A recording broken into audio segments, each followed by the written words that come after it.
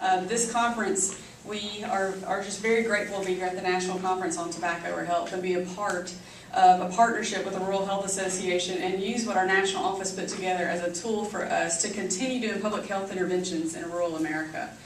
I just wanted to walk through the report with you and just hit some highlights, and there are so many that we just selected a few visual aids, but just wanted to hit the statistics. But I know with every statistic, that's a person. And so I just wanted you to think about your community and where you come from.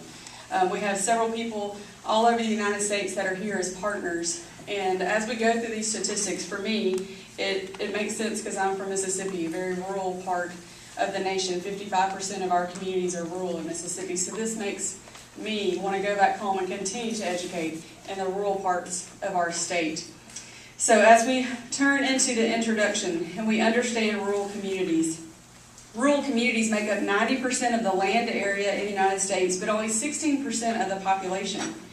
Rural areas vary from place to place depending on terrain, density, racial, ethnic mix, distance from urban areas, and availability of resources. The majority of rural residents are white, but there are many communities, especially in the South and the West, where the majority population are African American, Hispanic, or American Indian.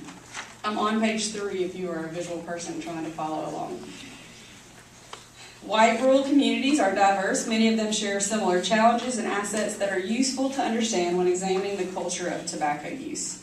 Let's get into some statistics that this report brought to light.